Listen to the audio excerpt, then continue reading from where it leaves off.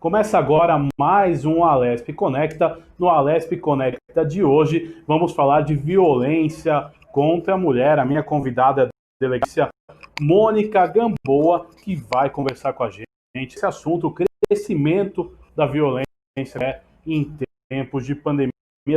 Seja muito bem-vinda a este Alesp Conecta, tudo bem? Tudo bem, Guga? Todo o pessoal da TV Alesp, obrigada pelo convite, agradeço a oportunidade para falarmos de um assunto tão importante. Dados aí do Ministério de São Paulo relatam que a violência contra a mulher nesse período subiu cerca de 30%. Eu gostaria que a senhora comentasse por que isso acontece. Vivemos tempos difíceis na sociedade, mas por que o aumento da violência contra a mulher? Então, Guga, um dos efeitos desse período de confinamento social tem sido, lamentavelmente, o aumento dos índices de violência doméstica, e não somente a violência doméstica, mas também o abuso sexual, os maus tratos contra as crianças e todos esses crimes que ocorrem dentro do lar. Isso, de fato, são dados estatísticos, né? Nós ainda não temos ao certo o percentual, porque os especialistas da área e nós, profissionais da segurança pública, acreditamos que esse número ainda seja maior, né? Por quê? Porque as mulheres estão ainda confinadas dentro dos lares, né? Então, os índices, acreditamos que eles ainda sejam maior do que 30%. Já fala-se em algo em torno de 50% no número desse aumento, né, de denúncias. O próprio Disque 180, que é a Central de Atendimento à Mulher, já registra um número considerável no aumento de denúncias, justamente por conta deste convívio intenso das famílias, da vítima e do próprio agressor, né?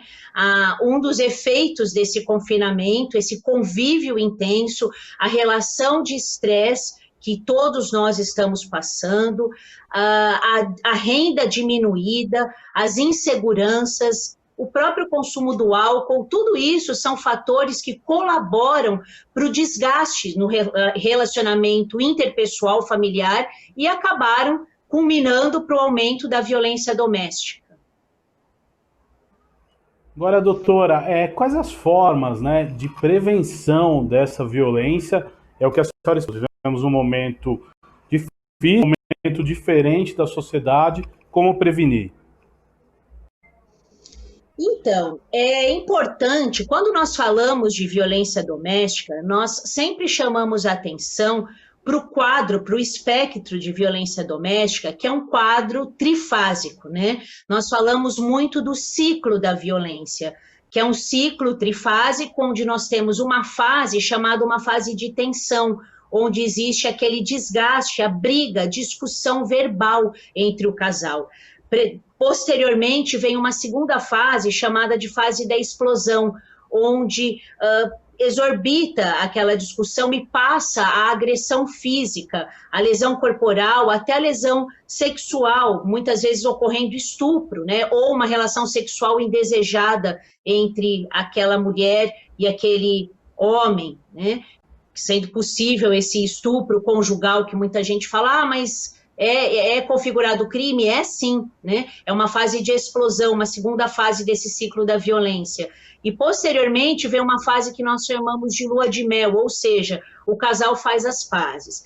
Então é importante que a mulher saiba reconhecer quando ela está dentro desse espiral do ciclo da violência e evitar que o relacionamento ele transcenda da primeira fase, ou seja, da fase da discussão para a fase da explosão. Porque se ele vai nesse ciclo de discussão, explosão, que é agressão, e depois vai para a lua de mel, onde o casal fica às boas, reata, e a mulher acredita que ela vai ficar em paz e não vai ser agredida novamente, depois de um tempo vai voltar aquele cenário. Então é importante que a mulher evite, ela tenha um olhar para aquele quadro, né? E ela saiba identificar quando ela está dentro de um relacionamento abusivo. E a gente tem alguns indícios, a gente consegue perceber, né? quando que um relacionamento ele dá sinais de que ele é abusivo. Agora, doutora, de repente você o uso de bebidas alcoólicas, você acha que esse cenário? Então, o álcool e as drogas, eles são sim considerados fatores criminógenos, ou seja, eles são impulsionadores do comportamento violento, de agressividade, né? Por quê? Porque eles comprometem o senso cognitivo do indivíduo, né? Então, eles afetam, numa discussão, por exemplo, eles afetam a compreensão, eles afetam a tolerância do indivíduo e desencadeia, sim, um processo de agressividade. O indivíduo fica mais violento com o consumo excessivo do álcool e das drogas. A ONU, que é a Organização Mundial de Saúde, durante esse período da pandemia de isolamento, já se manifestou, através da ONU Mulheres, propondo aos estados que criassem políticas públicas de limite ao controle do consumo de álcool durante a pandemia, justamente para tentar diminuir esse quadro, esse problema, né? Porque a venda de álcool continua sendo permitida normalmente, o consumo de álcool aumentou dentro dos lares nesse período da pandemia, e isso agrava esse cenário de brigas, de discussões e de violência dentro de casa, seja com a mulher, seja com os filhos. Doutora, muito importante esse cenário. Explanou, e aí eu vou um pouco mais além. Como está o quadro de violência contra as crianças e contra os idosos, que eu sei que também tem se intensificado? Então, como eu disse, também aumentaram, né? Se nós formos todo tipo de fiscalização para esses crimes, eles também estão com um aporte maior, né? Os estados vêm se aperfeiçoando, inclusive a Polícia Civil de São Paulo também vem se aperfeiçoando nesse sentido, de fomentar e de aumentar o número de canais de denúncias. Por quê? Porque esses crimes estão aumentando, sim. Por quê? Porque as pessoas estão mais confinadas em casa, as pessoas estão mais estressadas, as pessoas estão mais inseguras, as pessoas estão mais intolerantes. E quem acaba sofrendo as consequências deste destempero de comportamento são os mais vulneráveis, né? Que a mulher, que é mais vulnerável perante o homem em algumas situações, que é aquele quadro onde a mulher depende financeiramente do homem, são as crianças, são os idosos. Então, fica o alerta aqui para que todo aquele que ouça uma situação de briga, de discussão, ouça gritos, ou veja algum barulho estranho, né? Os vizinhos, as denúncias oriundas dos vizinhos têm crescido abruptamente, né? Foi feito, a título de curiosidade, mas é um dado estatístico, foi feita uma pesquisa recentemente, em abril agora, né, recente, pelo Fórum Brasileiro de Segurança Pública, foi feita uma pesquisa junto ao Twitter, que é a plataforma mais utilizada entre os internautas para narrar ocorrências cotidianas, fatos cotidianos, né? E o Twitter conseguiu captar dos 52 menções de palavras relacionadas à violência, mulher, briga, casal, ou seja, foi feito um levantamento que no período de fevereiro a abril de 2020, houve um aumento de 431% no número de brigas de casais em âmbito doméstico, tá? 431%. Esse número apurou-se que, aí já fazendo um paralelo com o Disque 180, essas brigas, que ela envolve o quê? Criança, idosos, violência doméstica, elas ocorrem geralmente de sexta-feira à noite, no horário das 10 da noite às 3 da manhã. E o maior número de relatos são feitos por mulheres, né? Então, veja, o confinamento tem tido todo esse desfecho, né? Então é muito importante a denúncia, as pessoas não se calarem e se intrometerem sim, denunciando, seja vendo um abandono de animal, que é um crime que também aumentou abruptamente, o abandono de animais na via pública, nas estradas, num matagal, isso aumentou, o crime sexual e o maus tratos contra a criança, o maus tratos contra idoso e a violência doméstica. Olha, doutora, interessante, né? A senhora falou do abandono de animais, da violência doméstica, a violência contra o idoso e contra as crianças. Por que o crescimento desses crimes em relação a outros crimes mais sérios? Aí vamos elencar assalto a banco, latrocínio, etc. Então, crimes de outro, né, outro contexto começaram a crescer. Então, fazendo já um paralelo, né, com a criminalidade de modo geral, o que já é possível ver? Como eu disse, né, Guga, a gente ainda não tem dados concretos, porque ainda não foi possível fazer um saldo, né, da criminalidade, porque a pandemia, né, não estamos ainda atravessando esse período. Então, eu acredito que mais para o final do ano nós vamos poder trazer dados oficiais e com maior veracidade, tá? Mas o que é possível perceber? Já é possível observar alguns fenômenos dentro da criminalidade, né? Aqui a gente está falando de alguns crimes que aumentaram. Outros crimes que a gente ainda pode continuar dizendo aqui que aumentaram. Os golpes na internet, né? Os estelionatos na internet. Aliás, né, atenção aí aos nossos espectadores. Tem muito golpe que está sendo praticado pelo WhatsApp, muito golpe que as pessoas estão pedindo para doação, para testes de Covid, ou para financiamento de respiradores, e é golpe, tem que ficar alerta. Né? Crimes patrimoniais, como você perguntou. Os crimes patrimoniais, assim como os crimes de trânsito, houveram uma diminuição. Por quê? Porque nós temos menos pessoas circulando nas ruas, né? Então, aquele assalto no farol, no semáforo, aquele roubo de celular, esses crimes apresentaram diminuição. Tá? O atropelamento, a embriaguez ao volante, que eram crimes que tinham um alto índice, alto número de registros diariamente, esses crimes diminuíram, né? Mas outros a gente está vendo que aumentou. Então, a gente está vendo um fenômeno acontecendo aí durante a pandemia, justamente por essa questão do distanciamento social, do isolamento, né? Pelo fluxo de pessoas maior ou menor nas ruas. Na medida que a gente tem mais pessoas circulando nas ruas, a gente tem um aumento do crime patrimonial. Na medida que a gente tem mais pessoas dentro de casa, a gente tem um aumento dos crimes, o quê? Familiares. Para doutora, a gente falou as várias formas de denúncia que são importantes. Agora, muita gente, né, principalmente mulheres, tem medo da denúncia pela dependência financeira que tem do companheiro, ou então pela dependência afetiva em relação aos filhos. Como encorajar essas mulheres a denunciar a violência? Exatamente. O crime de violência doméstica e o crime de violência sexual são crimes com altos índices de subnotificação.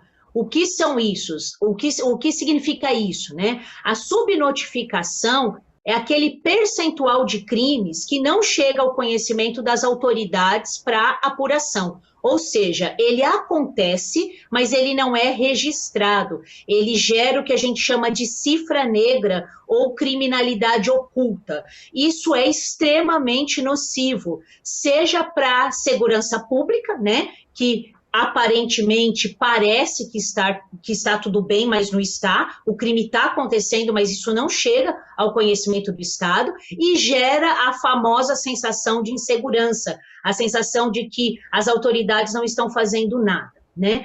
Para que a gente reverta e evite que esse fenômeno da subnotificação aconteça, é preciso o quê? É preciso conscientizar. É preciso que a gente tenha espaços como esse que nós estamos tendo agora para falar sobre o assunto. É preciso campanhas para falar sobre a violência doméstica, sobre a violência sexual. é preciso ampliar a rede de atendimento à violência doméstica, à denúncia, né? Precisamos desburocratizar os canais de denúncia, precisamos fortalecer a rede de apoio, precisamos criar políticas públicas, principalmente em âmbito municipal. É muito precário a estrutura em âmbito municipal para segurança às mulheres, né? E isso deixa a situação bastante vulnerável. E as mulheres caem justamente nesse dilema que você disse, né? Ela fala, poxa, mas eu dependo dele, eu tenho uma família, tem uma questão social que envolve a violência doméstica, né? O julgamento, a mulher fala, poxa, o que vão pensar de mim? O que meus filhos vão achar de mim? O que a minha família vai pensar de mim? O que meus colegas da igreja, ou do clube, ou os vizinhos? Eu dependo dele financeiramente. Eu amo ele, mas eu só quero que ele deixe de ser agressivo. Então é preciso a gente criar programas, inclusive, voltados à ressocialização, à recuperação desse homem agressor. Porque esse homem, quando ele iniciou o relacionamento com essa mulher, ele não era um homem agressor, ele se tornou agressor. E a mulher, né, eu falo pela experiência que eu vivi na Delegacia de Defesa da Mulher enquanto titular, que a gente vive nas delegacias de polícia, a mulher ela não quer outro parceiro, ela quer aquele homem que ela casou, mas ela não quer ele violento. Né? Então é preciso fazer um trabalho de recuperação desse casal e a gente não tem nenhum tipo de programa nesse sentido. Essa é uma das formas. A senhora tocou num ponto que eu acho essencial e importante. Você acha que os casais que passam por esse de relação realmente eles têm, né, vamos supor, um conselho para reverter isso, o homem conscientizar que não deve praticar violência? Qual é a sobre isso? Eu acredito que sim, e eu falo isso não por ideologia, por experiência, tá? Ao longo do tempo em que eu estive à frente da Delegacia de Defesa da Mulher, e não só lá, porque eu sempre fui muito combativa nessa questão da violência doméstica, desde que eu era plantonista, né? Então, eu estava numa territorial e eu já trabalhava na questão da violência doméstica, quando chegava um caso para mim, da mesma forma que eu trabalhava como titular da DDM, tá? Então, o que eu percebia? Não em 100% dos casos, óbvio, né? Se a gente estiver diante de uma situação de um feminicídio ou de uma tentativa de feminicídio, não há o que se falar em recuperação, em reatamento, né? Como que se diz? Em recuperação desse casal, é claro que não. Nesse caso, a gente tem que ajudar essa mulher a se desvencilhar desse homem, que muitas vezes é um homem possessivo, ele tem um sentimento de posse sobre aquela mulher, e a função do Estado, junto com outras instituições de caráter social, é ajudar essa mulher a sair dessa relação. Como? Capacitando essa mulher profissionalmente, deixando ela financeiramente autônoma para que ela possa sustentar os filhos, trabalhar, ter sua autoestima recuperada e sair desse relacionamento, né? E juridicamente processá-lo, pedir a prisão preventiva, conceder uma medida protetiva para que ele não se aproxime dela e dos filhos, enfim, essa é uma situação. Agora, tem casais que muitas vezes chegam até a Delegacia da Mulher, ou um homem que responde ao inquérito policial por uma situação de injúria, porque ele xingou a mulher, ou por uma situação de ameaça, ou por uma situação de perturbação da tranquilidade. Por quê? Porque eles estão num relacionamento desgastado. Um é muito ciumento, o outro é muito ciumento também, mas eles se gostam. A gente pergunta para a mulher, você ama ele? Amo. Quer continuar com ele? Sim. E o homem? Também. Esse tipo de casal é possível sim reatar. Aliás, eles nem querem o inquérito. A hora que eles percebem que o inquérito está tramitando, que vai gerar um processo crime, né? Por exemplo, o crime de ameaça, a mulher tem que representar contra o homem. E a hora que ela vê que ela tem que assinar o documento para representar contra o parceiro, ela não quer, ela começa a chorar. E ela fala, poxa, doutora, eu não quero processar ele, eu amo ele é pai dos meus filhos, mas eu quero que ele pare de me xingar, que ele pare de me ameaçar. tá? Para esse tipo de situação, que é um percentual expressivo, eu ousaria dizer aí que é algo na casa de 30% a 40% dos casos de violência doméstica, vale a pena sim esse trabalho de recuperação, né? Esses programas. A gente desafogaria as delegacias, a gente desafogaria o judiciário com esse tipo de inquérito que a gente chama até de natimorto, porque ele é instaurado e depois a própria vítima não quer dar prosseguimento, porque a única coisa que ela quer, ela busca a polícia para reatar aquele relacionamento. Ela costuma usar o boletim de ocorrência e o próprio inquérito policial para dar um susto, né? Eu até brinco com as vítimas quando a gente pega um pouco de intimidade e eu falo para elas, olha, o boletim de ocorrência, o inquérito policial, não é um trem fantasma, né? Não é um brinquedo lá do parque de diversões que você usa para dar um susto. É um instrumento policial, judicial. Não é para dar um susto no seu marido, porque é essa palavra que elas usam. Ai, doutora, mas eu só quero dar um susto nele, para ele ver que eu vim até a polícia. Porque a gente se dá bem, sabe? A gente se gosta. E eu só quero que ele veja que agora eu vim mesmo. E quando você chama o homem, quando a gente chama o homem para ser ouvido, a gente vê que muitas vezes ele vem ali com o filho, e a gente percebe na fala, no olhar, que ele também gosta, ele tem um relacionamento saudável com aquela mulher, mas que eles, por vezes, brigam e tal, enfim. Então, eu estou dizendo aqui, né, que muitas vezes, em muitos casos, e esse casal, eles não querem a separação, tampouco se enfrentar na justiça.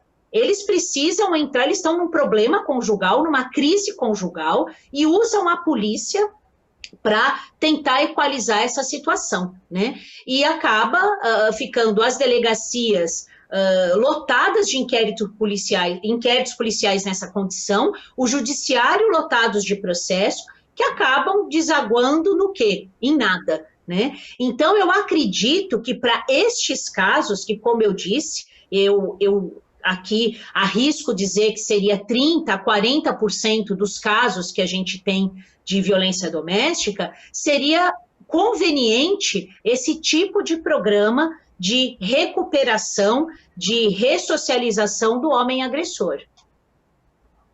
No caso da mulher, que é mais bem, que tem seu emprego, que tem bons ganhos, eu sei que isso é indicativo que ela seja livre da violência, mas ela é mais corajosa para tomar isso mesmo. Não é, Guga, não é. E essa experiência, essa certeza eu tive quando eu fui titular da DDM, tá? Por quê? Porque eu tinha essa impressão, que a mulher mais intelectualmente, com melhor condição intelectual, mais empoderada, como nós costumamos dizer e tal, ela tivesse mais coragem. Ela tem sim mais coragem, mas ela tem, sabe o que também mais? Ela tem mais vergonha. O valor moral que ela carrega, né, a vergonha moral de alguém descobrir, faz com que ela seja tão covarde em vir denunciar quanto aquela que tem a dependência financeira, né? Como que eu percebia, como que eu desenvolvi essa sensibilidade? Era muito comum nós percebemos, é muito comum a gente perceber na DDM o quê? Chega aquela moça bem vestida, geralmente no final ou no começo do plantão, quando a delegacia está mais vazia, e ela chega perguntando pela delegada. Ela fala, eu quero falar com a delegada. O pessoal que está ali na triagem, no pré-atendimento, até pensa que é uma advogada ou uma oficial de justiça e tal. E ela só quer falar com a delegada. E ela fica fazendo assim, né? É um discurso que ele não é direto. Ela fica ali fazendo rodeios para falar. E depois ela começa a chorar muito, é um discurso que ele é precedido de muito choro e vergonha. Então essas mulheres têm muita vergonha, né, de relatar, justamente por elas serem tão bem-sucedidas profissionalmente e viver isso no seu ambiente íntimo, na sua casa, né? Então a gente acaba vendo que aquela mulher que tem a dependência financeira é tão vulnerável quanto aquela que não tem a dependência financeira, mas tem um status social a preservar. É interessante, né, essa analogia. Mas eu quero voltar no que a gente mencionou no início do programa. E é interessante o quê? Que as pessoas peçam ajuda até para os vizinhos em caso de violência. Mas eu lhe faço a pergunta ao contrário. Se o vizinho percebe que a moradora ao lado, o vizinho de cima, de baixo, de rua, está sofrendo violência, deve fazer uma denúncia espontânea, deve procurar a pessoa para ver se é isso mesmo. Qual que deve ser o procedimento, doutora? Deve sim, né? As pessoas têm medo, existe aquele ditado horroroso, né? Mas que as pessoas falam, briga de marido e mulher não se mete a colher. Esse é um ditado que hoje em dia ele está desfeito. Briga de marido e mulher mete sim a colher, né? Existe até uma ONG de apoio às mulheres vítimas de violência doméstica com este nome, né? Mete a colher. E existe hashtag nesse sentido de ativistas de apoio às mulheres vítimas de violência doméstica, também com esse apelo. Então, a toda aquela pessoa que percebe que houve uma situação de violência, ela deve sim denunciar. E fica aqui já a informação de que a denúncia, ela pode ser anônima, não tem problema algum. Você pode ligar no Disque 100, ou pode ligar na central de atendimento à mulher vítima de violência doméstica, que é o Disque 180. Seja no Disque 100, seja no Disque 180, a denúncia pode ser identificada ou não, pode ser anônima, tá? Mas se for uma situação que está acontecendo, uma situação flagrancial, como nós chamamos, né, juridicamente, é importante que telefone para a polícia militar, através do número 190.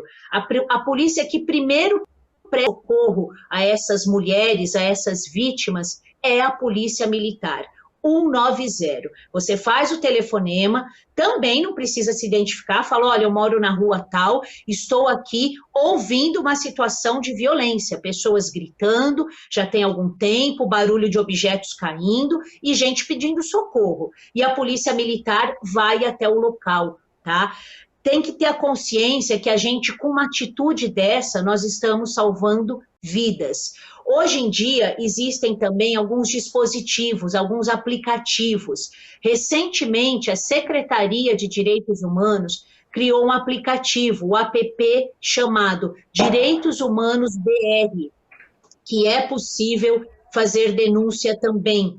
Tem um outro aplicativo da Magalu, do Magazine Luiza, que também é iniciativa privada, mas vem fazendo um grande trabalho de apoio às vítimas de violência doméstica, né? A mulher entra no aplicativo como se fosse comprar algo no Magazine Luiza, e lá dentro do departamento tem um link, denunciar violência doméstica. E aí a própria vítima ou um terceiro pode fazer esse tipo de denúncia. O Tribunal de Justiça, aqui do estado de São Paulo, criou um programa chamado Carta para Mulheres. E ele também é possível ali, através desse documento, preencher um formulário, onde psicólogos, assistentes sociais vão fazer contato com essas vítimas, vão fornecer apoio. Entre outros institutos, como o Instituto Avon, que vem fazendo um trabalho através da hashtag isolada sim, sozinha não. E é possível também pedir apoio, seja psicológico, seja encaminhamento para a rede de abrigo e apoio para essas mulheres.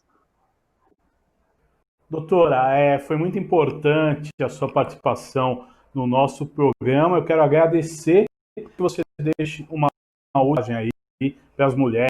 Tem que ter coragem em denunciar uma situação como essa. Sim, Tem que ter coragem, né? Eu fico muito feliz que a cada dia que passa nós temos mais espaços para falar sobre esse assunto.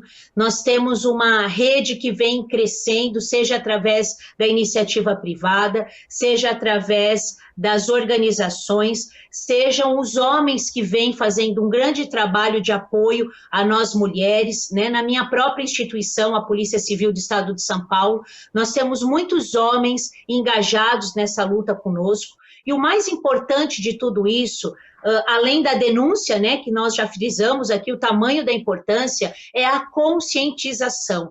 Nós temos que nos conscientizar de que nenhuma forma de violência, seja ela racial, seja ela sexual, seja ela doméstica, ela merece guarida, né? Nós temos que denunciar e temos que combater. Por quê? Porque a dignidade da pessoa humana é a maior garantia constitucional que todos nós temos e temos que lutar por ela.